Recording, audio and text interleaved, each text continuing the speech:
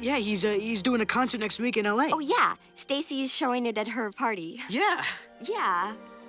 Disney has been a pretty shitty corporation for a long time.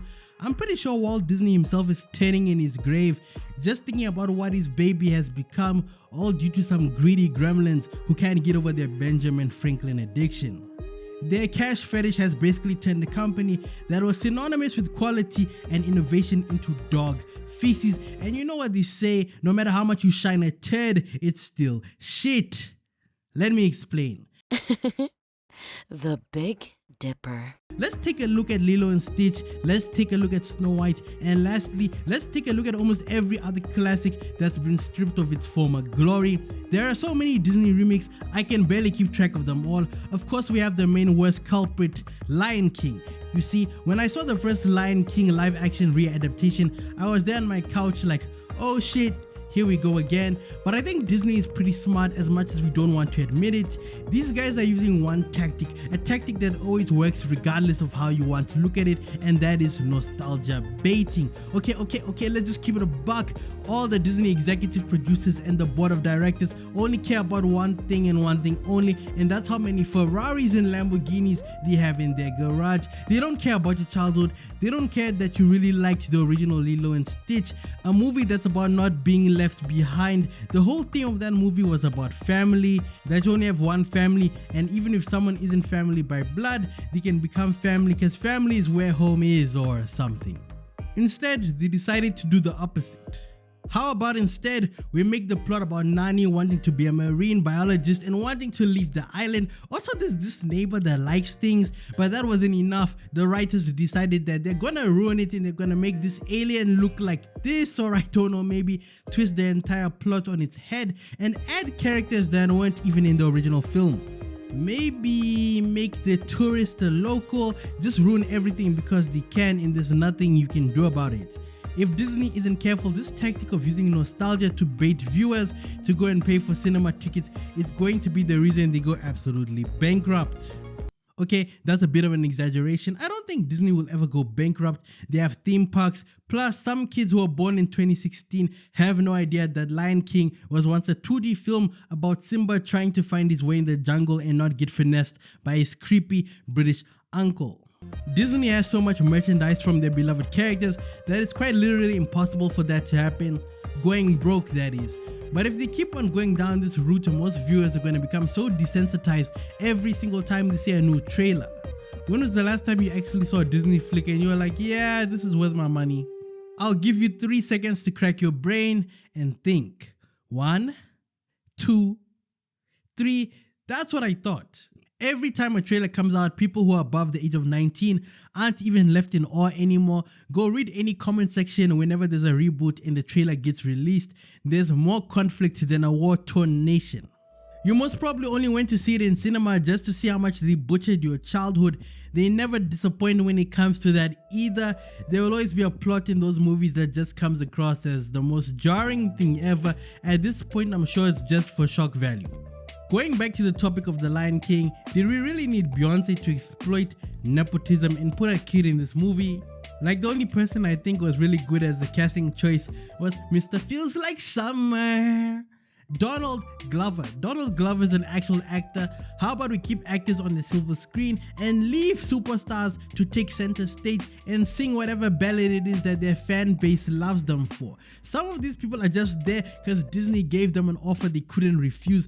Disney's fallen into the trap where you just put recognizable names and faces to help sell tickets.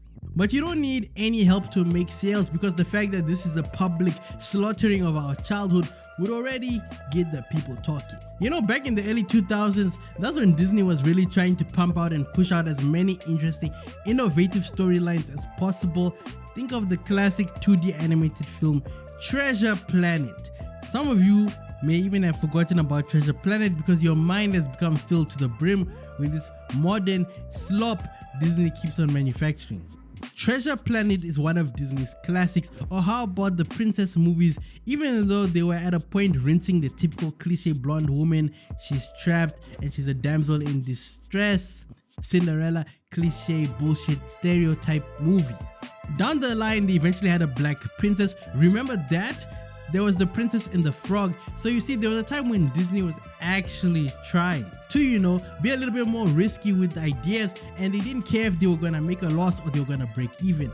Nowadays, I feel like the boardroom meetings are all about how much money can we profit off of the hate. The meetings are just full of some old, sweaty, wrinkly guys in suits who are convinced they know what kids like. Then the target audience just ends up retaliating like a classroom full of kids on the day a substitute teacher arrives. Hate watching is a real thing. People can hate watch a movie until it breaks box office records, and Disney has been trying to utilize that tactic and strategy for several years. Huge emphasis on several. I think I can quite literally name on one hand in the last 6 or 7 years how many original Disney movies we had, and I don't know about you, but that's a pretty bad sign. Some of those didn't even get marketed properly, but all rest assured that when we're about to see in said movie title here for the 4th time, Disney will market the fuck out of that movie. Exhibit A, The Little Mermaid. That movie was plastered everywhere. I remember how much mainstream media attention that film got. 1, because it was a remake. 2, because the protagonist was race swapped. Don't even get me started on all that woke shit. If we're not getting live action adaptations, then we're getting sequels to franchises that we thought ended on pretty good terms. Exhibit B, Toy Story. Now, Toy Story is pretty complicated. I think the first Toy Story and the second Toy Story were pretty good, but then of course they saw the profits and they're like, dollar bills. So they kept on milking that IP until it became a cash cow. Inevitably, they were guilty of committing one of the worst cardinal sins in cinema: franchise fatigue. We all know the case of franchise fatigue. I'm looking at you, Transformers, and of course that IP that takes place in a galaxy far, far away. Star Wars has to have had the worst fate when it comes to franchise fatigue. The Rise of Skywalker barely nicked 50% on Rotten Tomatoes. The previous 2 in that trilogy have higher ratings, but go and ask any hardcore Star Wars fan, they'll look you dead in the eye and say, George Lucas should have ended it a long time ago. But no, he caught the same bug J.K. Rowling has, just making sequel after sequel. It gets to a point, But this is coming as of no surprise to me, because I'm pretty sure that when Walt Disney was alive, he made it very clear that he doesn't want anybody at Disney to touch his baby Snow White. So at the end of the day, this is just karma for Disney as a whole, being stingy and not listening to their own founders' words. And it's funny how I think they see things are going down south, so they're trying to alleviate the Walt Disney curse by putting this realistic 3D figure on their property. I don't know how this is going to help anything. That's probably just going to make the curse far worse, but yeah, that's what they get for touching Snow White. That was his one request. The man's in his grave, and out of all the movies they had to come for, that was the one he was very sentimental about.